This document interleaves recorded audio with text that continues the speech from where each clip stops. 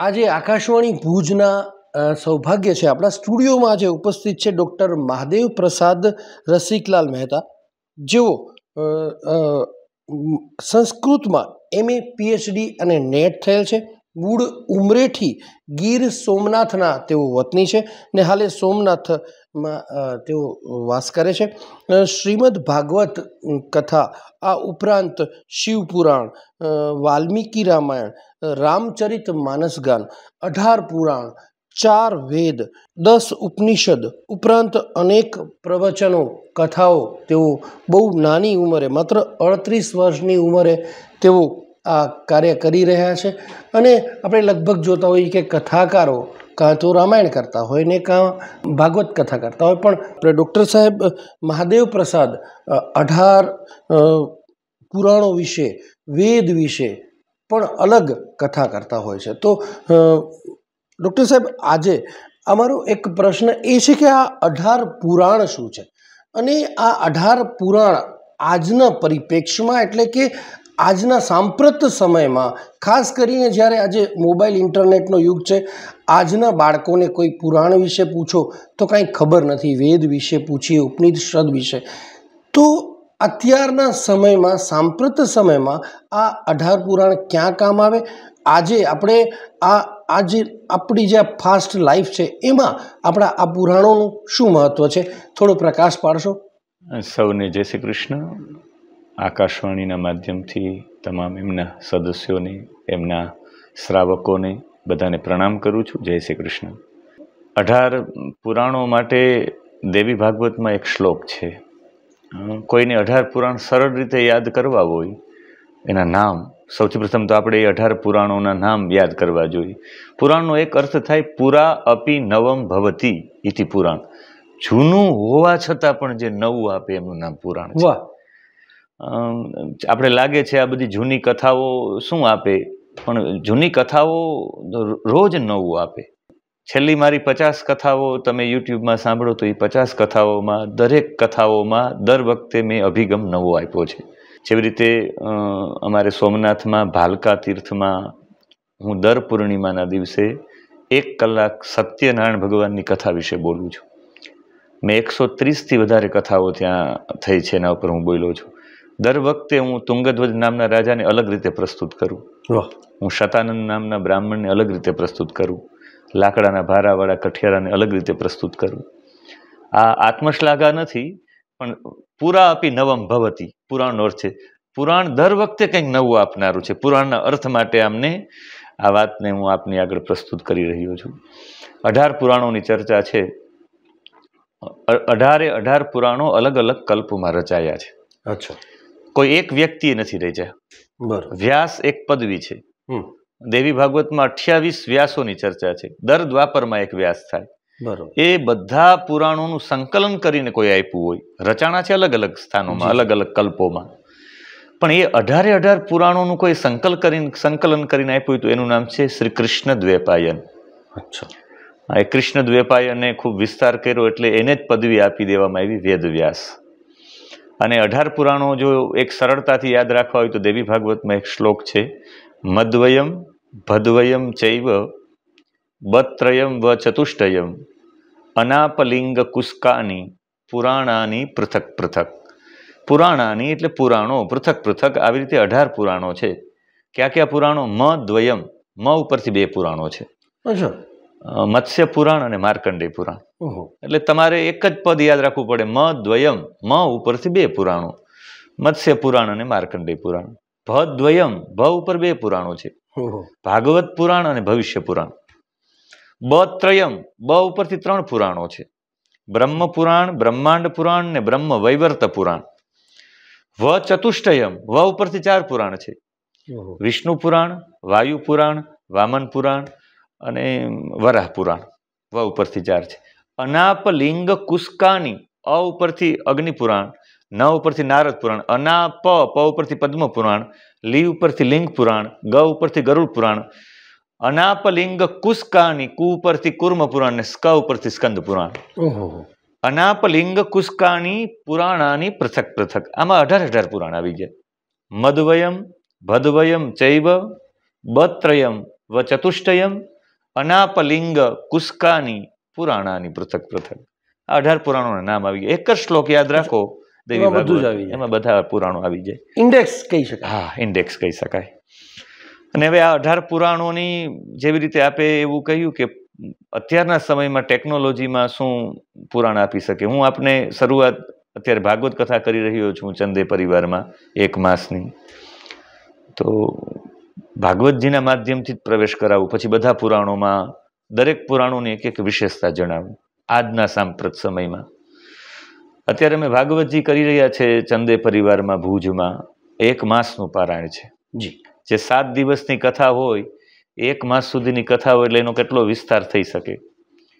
કોઈ પૂછે કે કૃષ્ણ લીલા અત્યારના સમયમાં શું ઉપયોગી આવે, તો કૃષ્ણની કોઈ પણ લીલા લઈ લ્યો, એ કોઈ પણ લીલાને અત્યારના સાંપ્રત સમયમાં આપણે મૂલવી શકીએ. જી.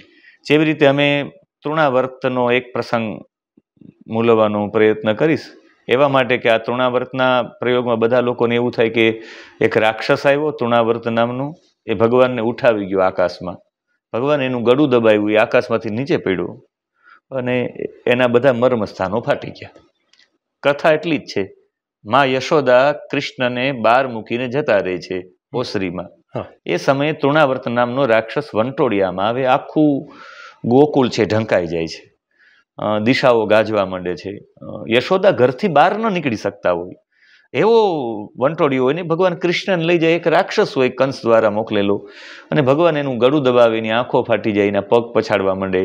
એને એમ લાગે કે મેં બહુ મોટો વજન લઈ લીધો લાગે, આ પથ્થર ઉપા લીધો, કોઈ પર્વત ઉપા લીધો, પછી નીચે પડે. તમંતરિક્ષાત પતિતમ શિલાયામ એવો શ્લોક છે, નીચે પડે અને એનું મૃત્યુ છે કૃષ્ણની છાતી પર એમનેમ રહી.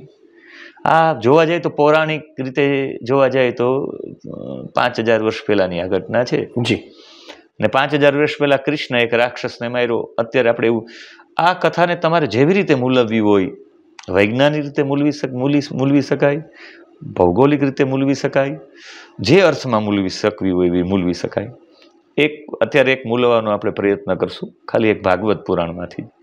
ભાગવત પુરાણમાં આ વિશેષતા છે કે તૃણાવર્તનો અર્થ કરીએ સંસ્કૃતમાં તો તૃણવત અખિલમ વિશ્વમ આવર્તયતિ ઇતિ તૃણાવર્ત. અચ્છા.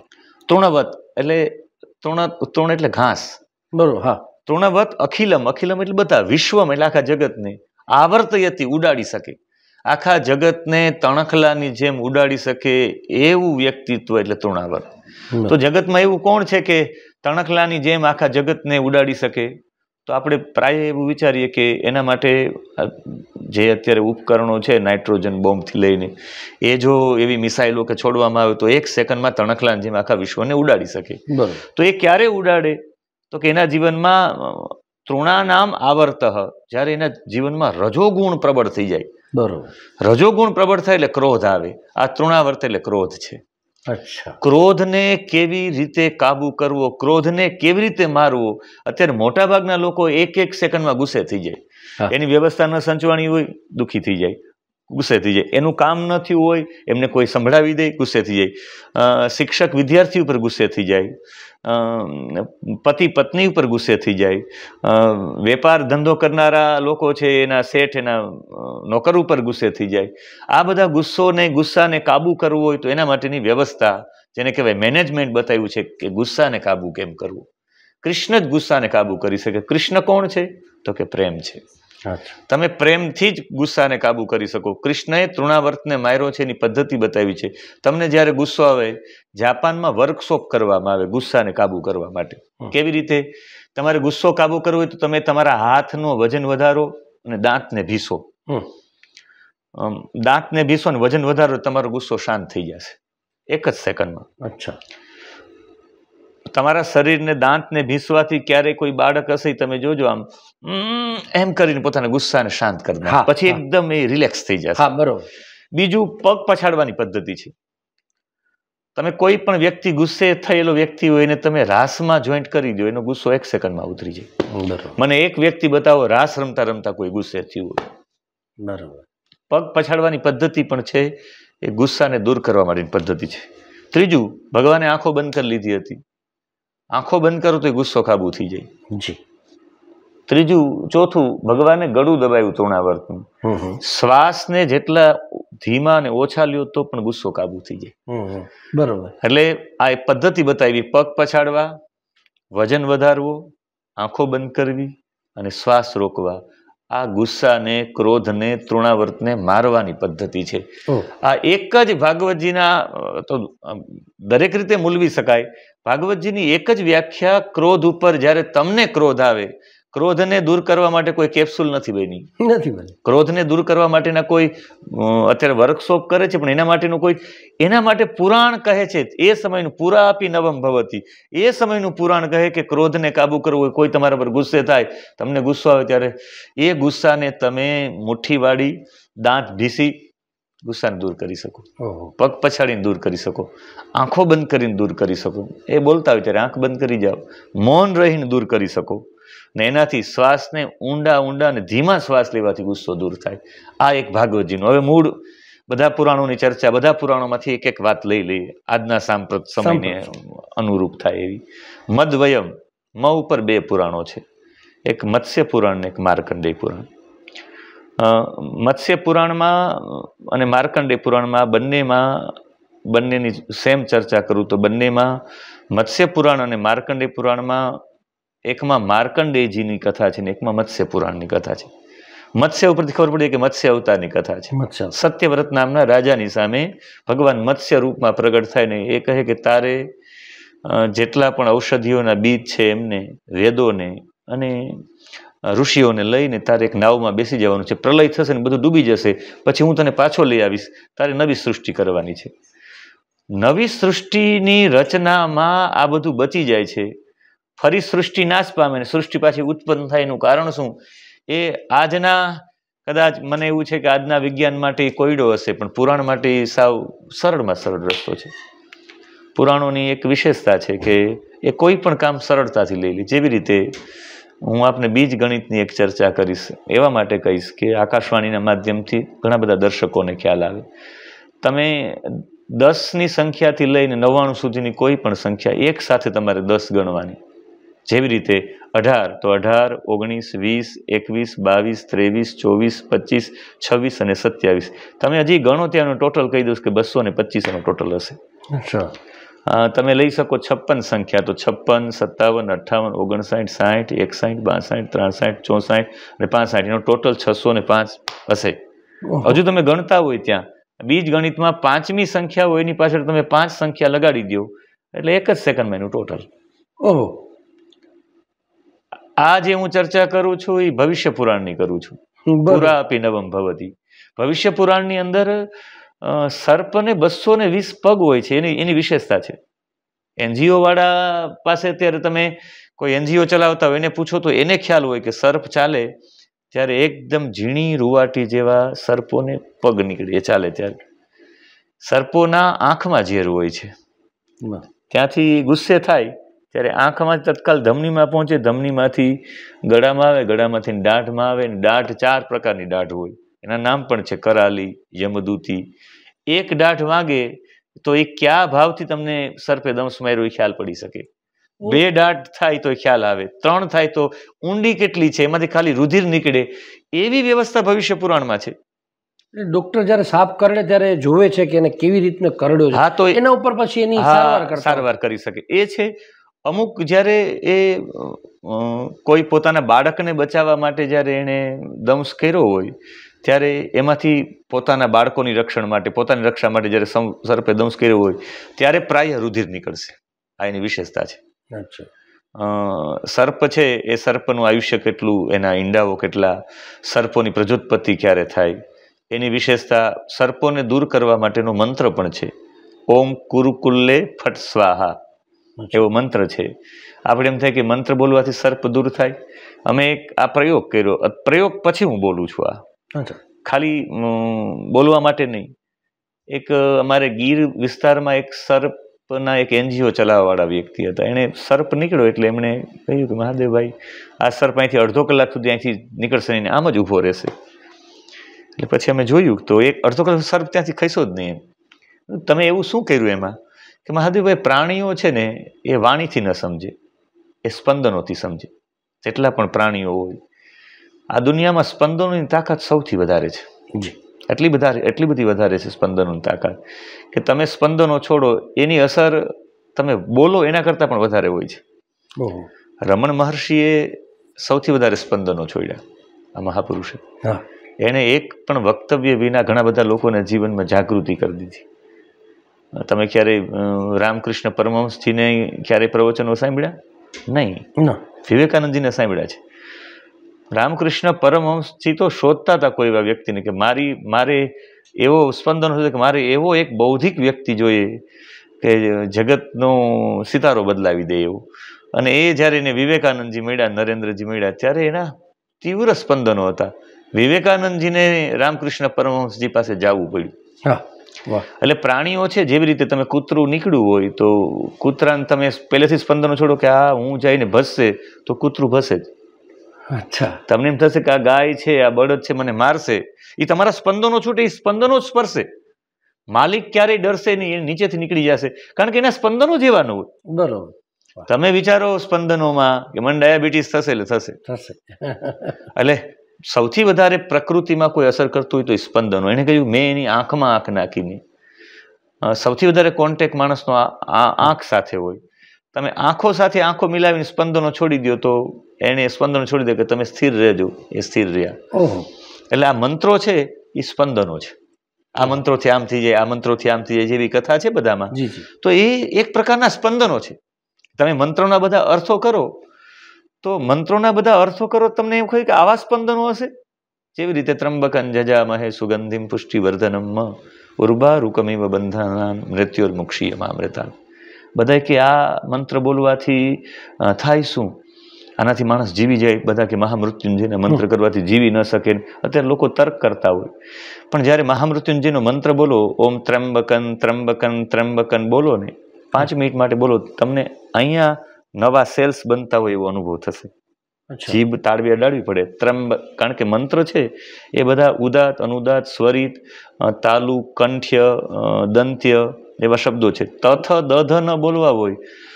હમણાં જ પૂજ્ય નવલશંકર શાસ્ત્રીજી કથામાં પધાર્યા હતા, એને થોડાક દાંતો કઢાવવામાં આવ્યા. તો એમણે કીધું કે હું બોલી નહીં શકું, કારણ કે દંત્ય શબ્દ છે એ દંત્ય શબ્દ દાંતને સ્પર્શ ન થાય તો તમે સ્પષ્ટ બોલી. તથ દધ ન બોલવા હોય તો દાંત વિના ન બોલી શકો. તમારે પફ બભ બોલવા છે તો એ ઓષ્ટ છે, હોઠ બંધ કર્યા વિના એ બોલી જ ન શકો. ખુલ્લા હોઠે પ બોલી ન શકો, એને હોઠ બંધ કરવો જ પડે, એ ઓષ્ટ છે. એમ તમે કખ ગઘ બોલવા હોય તમારે કંઠથી જ બોલવા પડે. તમારે ટઠ ડઢણ બોલવા છે તો એ મૂર્ધન્ય છે, આમ સમુદ્રના મોજા જેમ થતા હોય એમ ટ ઠ ડ ઢ, એમ જે ઋષિનો શ છે એ શ આમ જ બોલવો પડે. તો એ શબ્દો ત્યાંથી નીકળે અને એ શબ્દોની એક એક ઉર્જા છે. હું આપને પૂછવા માંગુ કે તમને ગોળી ખવડાવવામાં આવે ને ગોળી તમારા પેટમાં જ જાય, તમારું માથું મટી જાય. ગોળી પેટમાં જ જાય, તમારા પગ મટી જાય. ગોળી પેટમાં જાય, તમારી પીઠ મટી જાય. ગોળી પેટમાં જ જાય અને તમારા ગોઠણ મટી જાય, તમારી આંખ મટી જાય, કાન મટી જાય. જાય છે તો બધી અહીંયા, તો એ અંદર જાય છે ને કામ બધા જગ્યાએ પહોંચાડી દે. એમ ધ્વન્યાત્મક ઉર્જા પણ છે ને શરીરના અન્ય ભાગોમાં જાય અને ત્યાં જ અસર કરે. ત્રંબકન બોલવાથી અહીંયા નવા સેલ્સ બને, અને જ્યાં સુધી તમારા શરીરમાં સેલ્સ છે ત્યાં સુધી તમારો પ્રાણ જશે નહીં. પ્રાણ ટકે છે સેલ્સ આધારિત જ ટકે છે. નવા સેલ્સ બનાવવાની પદ્ધતિ આમાં છે. એટલે જો તમે મંત્રો બોલો, જજામહે બોલો એટલે અહીંયા હાથમાં અસર થાય. તમે સુગંધિમ બોલો એટલે કંઠમાં અસર થાય. તમે પુષ્ટિવર્ધનમ બોલો એટલે તમારા છાતી લઈને પેટ સુધીની અસર થાય. તમે ઉર્વારુકમિવ બોલો તો અહીં ઉરુમાં અસર થાય. બંધનાન બોલો તો અહીંયાની અસર થાય. મહામૃતાત બોલો, શરીરના બધા અંગોમાં સેલ્સ બનાવવાની પદ્ધતિ, નવા કોષ બનાવવાની પદ્ધતિ એટલે આ મંત્ર. અને મંત્રોથી આ કોષ બને છે, એનાથી માણસનું આયુષ્ય બને છે. કોઈ એવું કહે કે ભૂદેવો મંત્ર જાપ કરીને અમને ફાયદો કેમ મળે? તો જ્યારે પણ મંત્ર જાપ કરે એટલે આખું શરીર એનું ઉર્જાવાળું થઈ જાય ને પછી એના હાથમાં જલ લઈ અને યજમાનને જલ પ્રસાદ એના હાથે આપે. એટલે ઉર્જા ટ્રાન્સફર કરવા માટે જલ સૌથી મહત્વનું છે. સૌથી વધારે તમારે ઉર્જા ટ્રાન્સફર કરવી હોય કોઈ પણ વ્યક્તિમાં તો તમે જલ પીવડાવી દો એને, એમાં તમારો હાથ બોડી અને પીવડાવી દો. એટલે મોટા મહાપુરુષો કોઈનો હાથ બોડેલું જલ હોય ક્યારેય પીવે નહીં. તમે આમ ગ્લાસ પકડીને આપો એમને તો ન આપે. એ મહાપુરુષને તમારે જલ આપવું હોય તમારે આમ જ આપવું પડે. એનો ક્રમ છે. ગંગાજળ પણ આપતા હોય છે જે અંતિમ ઘડીએ, તો એનામાં પણ એ જળ ગંગાજળ કેવું છે કે એમાં સૌથી વધારે મર્ક્યુરી છે. અચ્છા. ગંગાજળની અંદર પારો સૌથી વધારે પારાનું નિર્માણ ગંગાજળમાંથી જ થાય છે. અચ્છા. ગંગાજળની અંદર એ મર્ક્યુરી હોવાના કારણે ગંગાજળ જેવું સીધું અંદર જાય તો ક્યારેક અચેતન અવસ્થામાં પડેલો વ્યક્તિ તો ગંગાજળ અંદર પડવાથી એ મર્ક્યુરી અંદર જવાથી થોડીક ચેતના આવી જાય, એને કંઈક કેવું હોય તો એ કહી શકે. બીજું, ગંગાજીનું કાર્ય છે વિશુદ્ધ કરવાનું. માણસ એનું અંતકરણ નિર્મળ થાય. ગંગાજળમાં સ્નાન કરીએ તો નિર્મળ થાય, તો એ ગંગાજળ અંદર જાય અને નિર્મળ બને તો એની સુરતા કદાચ ઈશ્વર સાથે જોડાય, એવો પણ એ ભાવ છે. ત્રીજો, ગંગાજી એના મુખમાં પધરાવાનું કારણ એ છે કે બધી ઔષધિઓને લઈ અને હિમાલયમાંથી પ્રગટ થઈ છે. કેટલી બધી ઔષધિઓને લઈને, કેટલા બધી તપસ્વી પુરુષો એમાં સ્નાન કરે છે અને એની ઓરાઓ લઈને પણ ગંગાજી પધાર્યા છે. અને ગંગાજીમાં બધા હાડકાઓ પધરાવે છે, અસ્થિઓ, એટલે ફોસ્ફરસ છે એની અંદર. એટલે સ્વાભાવિક એને જો કદાચ અંતિમ સમયમાં એને આ પીવડાવવામાં આવે ઔષધિઓનું જલ, તો એને થોડોક સમય માટે બળ મળે, તો એના કુટુંબીજનો કે કોઈ આવતા હોય તો ત્યાં સુધી પણ એની ચેતના જીવિત રહી. એવા માટે પણ અંત સમયે ઘણા બધા કારણોથી ગંગાજળ પીવડાવવામાં આવે. મદ્વયમ, મ ઉપરથી 2 પુરાણો, મત્સ્ય પુરાણ અને માર્કંડેય પુરાણ. મત્સ્ય નારાયણ જયારે ઊભા થયા, એને કહ્યું તારે બચાવવાનું છે. આપણે એમ થાય કે મત્સ્ય નારાયણ એક માછલીમાંથી ભગવાન ઊભા થયા. માછલી એટલે આજના સમયમાં તમે માછલીને ક્યારે સૂતી જોઈ? ના. માછલી ઘરમાં એ ક્યારે, માછલીની આંખ ક્યારે બંધ હોય જ નહીં. ન નિમિષતઃ એવું કહેવામાં આવે છે કે એની આંખ બંધ જ ન હોય. સતત જાગૃત રહેવા વાળા છે ને, સતત જાગૃત રહેશો તો જ આ સંસ્કૃતિમાં 3 વસ્તુ બચી શકશે. એક વેદ. આજે વેદ નથી બચી શકાય, એની પાછળનું કારણ આપણી જાગૃતિ નથી. જી, આપણે લેશ માત્ર પણ જાગૃત નથી થયા. કમસે કમ કોઈ એક મંત્ર કંઠસ્થ કરીને એનો અર્થ સમજવાનો પ્રયત્ન કર્યો હોય. આપણું આયુષ્ય 38 વર્ષ, 40 વર્ષ, 45 વર્ષ, 50 વર્ષ સુધી વ્યતીત થઈ ગયું, પણ ક્યારે આપણે એક મંત્રને કંઠસ્થ કરવાનો પ્રયત્ન કે એક મંત્રના અર્થને સારી રીતે આત્મસાત કરવા માટેનો પ્રયત્ન એક પણ વ્યક્તિ નથી કર્યો. જેમાં આપણે બધા આવી જઈએ છીએ. આપણે ક્યારેય પ્રયત્ન જ નથી કર્યો. આજે મેં આપને ત્રંબકમ માટે કહ્યું તો આપને ઉત્સુકતા જાગી છે કે મારે ખરેખર આનો અર્થ, એટલે હું આપને કહેતો હતો કે હવે કોઈ પણ વક્તા આપને ત્યાં આવે તો એમને વેદ વિષય આપી અને એને પ્રસ્થાપિત કરજો. કે હું એવા માટે આપને વિનંતી કરું છું કે આકાશવાણીના માધ્યમથી આખા કચ્છના લોકો નહીં પણ આખા વિશ્વમાં આકાશવાણીના માધ્યમથી લોકો સાંભળે, વેદ પ્રત્યે અભિરુચિ થાય. વેદોના એક એક મંત્રોમાં એટલું બધું છે કે હું વિષયાંતર ન થઈ જાઉં. એટલે હું મદ્વયમ, મત્સ્ય પુરાણ અને માર્કંડેય પુરાણ. મત્સ્ય ભગવાને વેદોને બચાવવાનું કાર્ય કર્યું છે. અનાભ્યાસે વિષમ વિદ્યા. 15 દિવસ સુધી જો તમે વેદને અધ્યયન કરવા ના હોય તો પાક્ષિક વિદ્યા છે. 15 દિવસ પછી વેદ મંત્ર ભૂલાઈ જાય. મેં આખો શુક્લ યજુર્વેદ કર્યો હતો ને અત્યારે હું ભૂલી ગયો છું. એટલે જે કંઠસ્થ હતો મંત્ર એ બધા કંઠસ્થ નથી. આમનો મતલબ થાય 15 દિવસ સુધી જો તમે એનું આવર્તન ન કરો. હું તો વેદનો વિદ્યાર્થી હતો, હું તો આ પુરાણમાં કૂદકો લગાવી ગયો છું. એટલે હું કરું છું બીજું અને મેં અધ્યયન બીજું કર્યું છે. એટલે કહેવાનો મતલબ એ છે કે ખરા અર્થમાં વેદોને બચાવ હોય તો જાગૃતતા, ડગલે ને પગલે જાગૃતતા રાખશું. આ જાગૃતતા માટે મત્સ્ય પુરાણ માટે હું કહું કે આવા વિષયો ઉપર થાય તો લોકો ન સાંભળવું હોય તો વેદો વિશે તો સાંભળે. એવી જાગૃતતાથી વેદ બચી શકશે. એટલે માછલી બચાવ્યા એટલે જાગૃતતા સતત જે જાગે છે એવા વ્યક્તિ જ વેદોને બચાવી શકે. અને બચાવ્યા કોને? સત્યવ્રત. કોઈ આવું સત્યનું વ્રત લઈને ચાલે તો વેદો બચે. પછી ઋષિઓને બચાવ્યા. ઋષ્યતે ઇતિ ઋષિ, જે ભવપારનું જોઈ શકે, દૂરનું જોઈ શકે એવા ઋષિ. એવા લોકોને પણ બચાવવા હોય તો જાગૃત રાખવા પડશે. જેવી રીતે એવા લોકો બહુ ઓછા હોય, એવા લોકોને બચાવવા માટે શું કરવું પડે? હું બ્રાહ્મણ છું ને બોલું છું એટલે નહીં. બ્રાહ્મણોને દાન દક્ષિણા આપવાનું કાર્ય પૂર્વથી નિશ્ચિત કર્યું. એની પાછળનું કારણ આ કે સતત ને સતત એવા જે જ્ઞાની વ્યક્તિઓ છે જે એટલું બધું દૂરનું જોઈ શકે, એવા વ્યક્તિને આજીવિકા માટે પ્રયત્ન કરવો ન પડે. જો એ આજીવિકા માટે પ્રયત્ન કરશે કે કમાવામાં લાગશે તો એનું જીવન આમાં તરફ જ. ને એક વખત માણસ કમાતો થાય પછી તો એને એમ થાય કે હું 50 કમાવું, 100 કમાવું, 500 કમાવું, પણ એને કમાવાનું જ નહીં. લોકો એની જે પૂર્તિ હોય એ પૂર્તિ કરે. એના ભોજનની પૂર્તિ, એટલે લોકો સીધું આપી જાય એમના ઘરે. એના વસ્ત્રોના દાન, આ બધું. એટલે એને એના માટે, એના બાળકો માટે. આજે પણ ગામડાઓમાં કોઈ ભૂદેવ જાય તો કોઈ હેર પાર્લર ઉપર જાય કટિંગ કરાવવા માટે, તો એ આજે પણ પૈસા ન લે, નથી લેતા. બીજા લોકો હોય તો શાકભાજી વાળા લોકો હોય, અમારા ગામમાં અમે જઈએ શાકભાજી વાળાને ત્યાં, તો એ પૈસા ન લે કે નહીં નહીં ગોર બાપા તમારા પૈસા નહીં, દાદા તમારા પૈસા નહીં. તો આપણે એમ થાય કે એ શા માટે નહીં લેતા હોય, પણ એને એમ થાય કે એને આમાં પૈસા ખર્ચ માટે પછી કમાવા માટે કંઈ જવું ન પડે, એની આજીવિકાની વ્યવસ્થા આપણે કરી દઈએ બધી, અને એ ફક્ત ને ફક્ત શાસ્ત્રોમાં ધ્યાન આપે, અને એમાં ધ્યાન આપશે તો એ ભવપારની આગળ જતા ભવિષ્યમાં શું શું કરી શકાય મનુષ્યો દ્વારા એ આપી શકે, એવો ભાવ હશે. હું એવું મારું અનુમાન છે. એટલે ઋષિત્વ બચાવવું હોય તો આવી રીતે બચી શકે. ત્રીજું કારણ ઔષધિઓના બીજો. ઔષધિઓના બીજો એટલે ઔષધિઓના બીજ બચાવો એટલે ખાલી ઔષધિના બીજ નહીં, આપણું બીજ બચાવવું હશે તો એ જાગૃત રહેવું પડશે. અત્યારે જાગૃત નથી એટલે વારંવાર આક્રમણો થયા છે સોશિયલ મીડિયાના માધ્યમથી.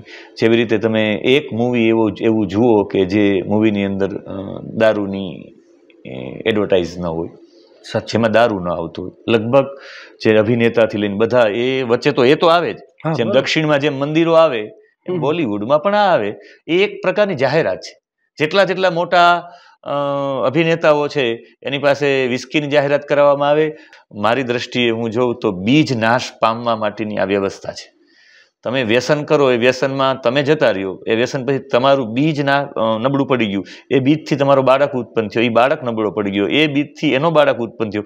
ચોથી પેઢીમાં નંદ ઘેરા નંદભાઈ એમાં કોઈ નાચી ન શકે. જી, કારણ કે 4 પેઢી સુધીનું બીજ નબળું.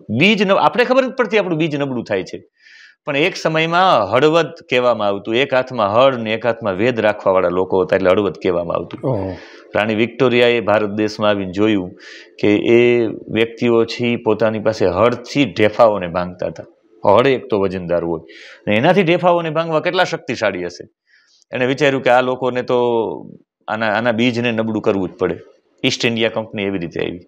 જી, એટલે બીજ બચાવવા માટે મત્સ્ય પુરાણનો સીધો સાર આપને આજના સંદર્ભમાં સાંપ્રત સમયે મત્સ્ય પુરાણનો એ સાર છે કે મત્સ્ય નારાયણે સતત જાગૃત રહેવા વાળા પુરુષો છે એ વેદોને, બીજોને અને ઋષિઓને બચાવવા માટે સતત આપણે આ બચાવવું હોય તો આપણે સતત જાગૃત રહેવું પડે. મત્સ્ય પુરાણ. એના પછી માર્કંડેય પુરાણ છે. એમાં માર્કંડેય ઋષિના દીર્ઘાયુષ્યની ચર્ચા છે. આપણે એને ચીરજીવી કહીએ છીએ. ચીર એટલે લાંબુ જીવવા વાળા. એ ચીરજીવીમાંથી ચીર એટલે લાંબુ અને જીવ એટલે જીવવા વાળા. એ બધા અમર નથી. અચ્છા, ચીરજીવી એટલે લાંબુ જીવવા વાળા.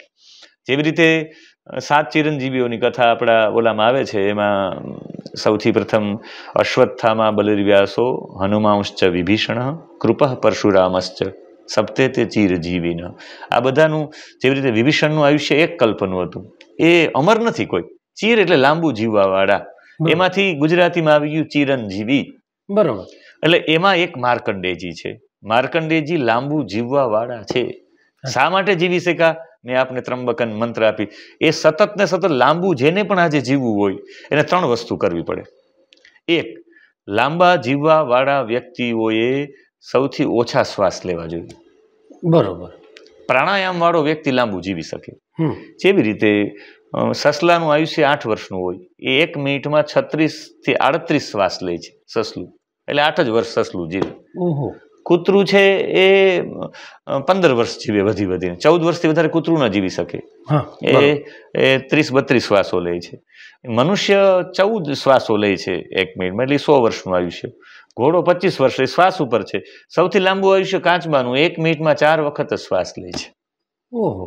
એટલે માર્કંડેયજીએ સાધના કરીને, સાધનાથી માર્કંડેયજીએ લાંબુ જીવન જીવવા માટે ચીરજીવી બન્યા. તો એ ચીરજીવી બન્યા તો શ્વાસો દ્વારા બન્યા. માર્કંડેય પુરાણનો સાર એક જ, તો જે પોતાના શ્વાસને જીતે એ લાંબુ જીવી શકે. આજના સંદર્ભમાં એ પુરાણને જવું જોઈએ તો આપણે શ્વાસો, તમે ગુસ્સે થશો ને ત્યારે શ્વાસની પ્રક્રિયા વધી જશે.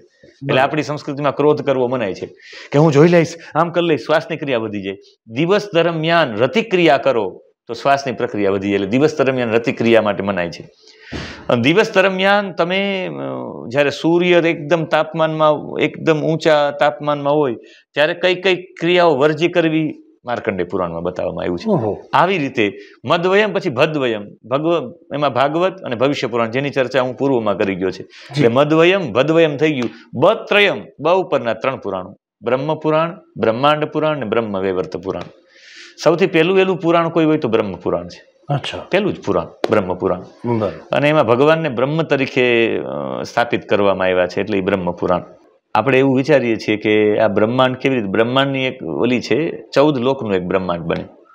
ભૂ ભુવઃ સ્વઃ મહ જન તપ અને સત્ય, પછી અતલ વિતલ તલાતલ રસાતલ મહાતલ પાતાલ, એમ 14 લોક બને એનું એક બ્રહ્માંડ બને. એવા અનેક બ્રહ્માંડો છે આની અંદર, જેને આજની સંસ્કૃતિ નિહારિકા કે આજની સંસ્કૃતિને ગેલેક્સી કે. તો એવી અનંત, હમણાં છેલ્લે 24 અરબથી વધારે ગેલેક્સીઓ છે એવો એક નિર્ણય આવ્યો હતો. 24 અરબથી વધારે, એ અનંત કોટી બ્રહ્માંડ શાસ્ત્રોમાં એનો ઉલ્લેખ છે. તો હજુ પણ વધારે હશે દિવસે દિવસે. હવે આ બ્રહ્માંડોની વિશેષતા છે કે એ બ્રહ્માંડોમાં પણ જીવો રહે છે, અલગ અલગ બ્રહ્માંડોમાં. ભરદ્વાજ ઋષિએ સૌથી પહેલા એક વિચાર કર્યો હતો કે એક બ્રહ્માંડમાં રહેલો વ્યક્તિ એક બ્રહ્માંડના સ્પંદનોનો અનુભવ કરી શકવો જોઈએ, આ એનો વિચાર હતો. એટલે એનો મતલબ છે એમાં છે અત્યારે ઓલા માટેની ખોજ છે ને કે અમુક લોકમાં પણ જીવ સૃષ્ટિ છે. ઋત્વિક રોશનનું કયું આવ્યું હતું મૂવી, એમાં એનો ઉલ્લેખ કરવામાં આવ્યો. એને સારો કોઈ શબ્દ વાપરવામાં આવ્યો છે, એ જાદુ ઓલું બને છે ને મૂવીનું નામ પણ. એટલે એમાં એવા જીવોની ચર્ચા કરવામાં આવી છે. એટલે એમાં એવી ચર્ચા કરવામાં આવી છે. એટલે એવી અસ્તિત્વ છે, અને અસ્તિત્વના જેવી રીતે આપણે કલ્પનાઓ કરીએ છીએ કે ડાયનાસોર ને હતું, અત્યારે એના પર મૂવી બને છે, પણ એવા જીવોની, અનેક જીવોની ચર્ચા એની અંદર છે બ્રહ્માંડ પુરાણ. અને બ્રહ્મ વૈવર્ત પુરાણ છે, અત્યારે સૌથી મોટી ચર્ચા ચાલે છે રાધાજીનો ઉલ્લેખ બ્રહ્મ વૈવર્ત પુરાણમાં છે. બ્રહ્મ વૈવર્ત પુરાણમાં એક બીજી વિશેષતા છે આજના સાંપ્રત સમયમાં, કે પપ્પાના બેનને ફઈ કહેવાય એમાં લખેલું છે. મમ્મીના ભાઈને મામા કહેવામાં આવે. આ બધા સંબોધનો બ્રહ્મ વૈવર્ત પુરાણમાંથી આવ્યા છે. કોને શું કહી શકાય, એમાં એક શબ્દ મને બહુ ગમ્યો છે, એટલે હું એનો ઉલ્લેખ કરીશ. એ બ્રહ્મ વૈવર્ત પુરાણમાં એક ચર્ચા છે કે કાકા બાપાના બંને ભાઈઓ હોય, એના 2 સંતાનો હોય, એને શું કહેવું, એના માટે શબ્દ આપ્યો છે જ્ઞાતિ. એટલે એમાં ઉપરથી આપણે કહીએ કે આ જ્ઞાતિનો છે, આ જ્ઞાતિનો, એ શબ્દ ત્યાંથી આવ્યો. બરોબર. પછી વિશાળ થતા જાય. વાલ્મીકી રામાયણમાં એક શ્લોક છે મંથરા માટે, જ્ઞાતિ દાસી તું મંથરા. મંથરા હતી કૈકેયી અને મંથરા બેયનો સંબંધ છે, એ બંનેનો કાકા બાપાના ભાઈઓની બહેનો હતી. એટલે જ્ઞાતિ દાસી, દાસી હતી પણ જ્ઞાતિની, એટલે એ આવી કુટુંબમાં થતી, એવી ચર્ચા છે. એટલે બ્રહ્મ પુરાણ, બ્રહ્માંડ પુરાણ ને બ્રહ્મ વૈવર્ત પછી વત્રયમ, ચતુષ્ટયમ, ઉપર 4, વરાહ પુરાણ, વામન પુરાણ, વિષ્ણુ પુરાણ અને વાયુ પુરાણ. આ 4 ઉપરના પુરાણો છે. વાયુ પુરાણ એટલે વાયવી સંહિતા, અને વાયવી સંહિતાના એક અર્થમાં શિવ પુરાણ. અહીંયા વરાહ પુરાણ, વરાહ ભગવાનની ઉત્પત્તિ વિશે આપણે જાણીએ છીએ કે એને પૃથ્વીને બહાર લઈ આવ્યા.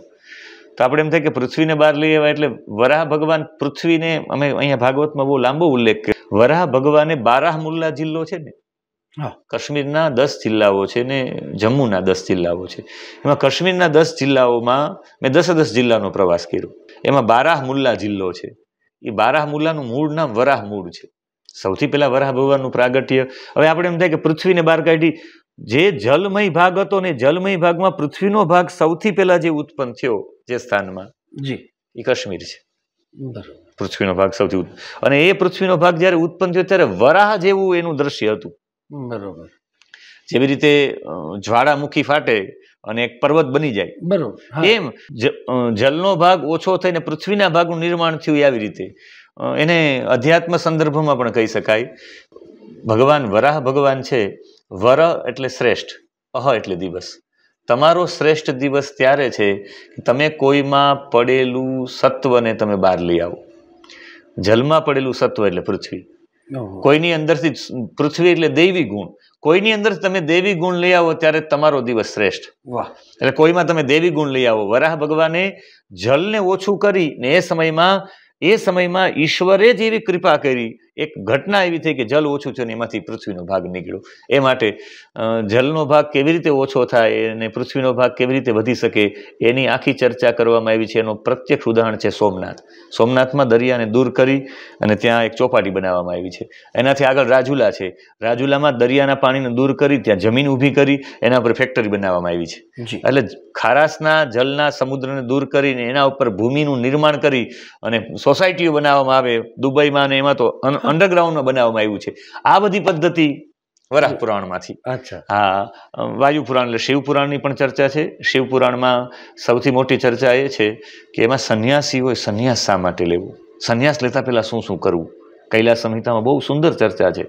અને સંન્યાસીને બ્રહ્મલીન શા માટે કહેવાય, સતત એ બ્રહ્મનો આશરો શા માટે લઈ શકાય. બ્રહ્મ વૈવર્ત પુરાણ અને વરાહ પુરાણ, વાયુ પુરાણ, એમાં શિવ સંહિતાની વાત હતી. તમે ઓમનો જપ કરો ને ત્યારે તમારી મોટા ભાગની એકાગ્રતા જીવનમાં કેળવાય. આપણા બાળકોને ખરેખર સવારમાંથી નાસામાં, અમારા વિસ્તારના એક બેન છે નાસામાં, એ મોટા વૈજ્ઞાનિક છે, ગુજરાતના છે ને આપણે ગુજરાતના લોકો એનું ગૌરવ લેવું જોઈએ. પૂનમબેન એમનું નામ. એ ત્યાં નાસામાં છે. નાસામાં આજે પણ લોકો 3 વખત ઓમકાર કરીને પોતાની ઓફિસમાં જાય છે. વાહ વાહ. ઓમકાર કરવાથી તમારી એકાગ્રતા વધે. જેવી રીતે તમે બેસી જાઓ ને ઓમ એમ કરશો ને તો બહાર તમારી ઇન્દ્રિયો જે દોડતી છે એ ઇન્ડોર થવા, આઉટડોર ને ઇન્ડોર કરવું હોય તો ઓમ છે. એ વાયવી સંહિતામાં અને કૈલાસ સંહિતામાં શિવ પુરાણમાં છે. એટલે ચતુષ્ટયમ વિષ્ણુ પુરાણ ને વાયુ પુરાણ ને વરાહ પુરાણ ને વામન પુરાણ. વામન છે એ કોઈ પણ વ્યક્તિ વામનમાંથી વિરાટ બની શકે એ કલ્પના કરવા માટે કોઈ પણ વ્યક્તિ થઈ શકે. કેવી રીતે થઈ શકે એ વામન પુરાણમાં છે. અગ્નિ પુરાણ, નારદ પુરાણ, અનાપ લિંગ લિંગ પુરાણ, ગરુડ પુરાણ. લિંગ પુરાણની અંદર શિવલિંગોની મહત્તા. શિવજી માટે 2 પુરાણો છે, એક લિંગ પુરાણ અને એક શિવ પુરાણ. એટલે લિંગ પુરાણમાં એવી શિવલિંગોની વિશેષતા બતાવી છે. સ્કંદ પુરાણ, બધા જેટલા તીર્થો છે એ તીર્થોમાં કેવી કેવી ઉર્જા છે. અમે શિવ પુરાણમાં 12 જ્યોતિર્લિંગની ઉર્જા, ત્યાં જવાથી તમને શું મળે એના માટે વૈજ્ઞાનિક અભિગમથી મેં આખી કથા કરી ડોક્ટરોની વચ્ચે રાજકોટમાં. એવા અને કુર્મ પુરાણ છે. એ કુર્મ પુરાણની અંદર પણ ભગવાન કુર્મ નારાયણ, આપણે થાય કે બધાની પીઠ ઉપર આખો મંદરાચલ પર્વતને લઈને મંથન થયું. એટલે ખરા અર્થમાં આજના સાંપ્રત સમયમાં પુરાણોમાંથી જે મેળવવું હોય મળી શકે. વિશેષ તો નથી ચર્ચા કરતો, પણ હમણાં જ અષાઢી બીજથી આપ સૌનું નૂતન વર્ષ છે કચ્છના લોકોનું, એટલે આપ સૌને એડવાન્સમાં જ અષાઢી બીજના નવા વર્ષની ઘણી લાખો વધાય.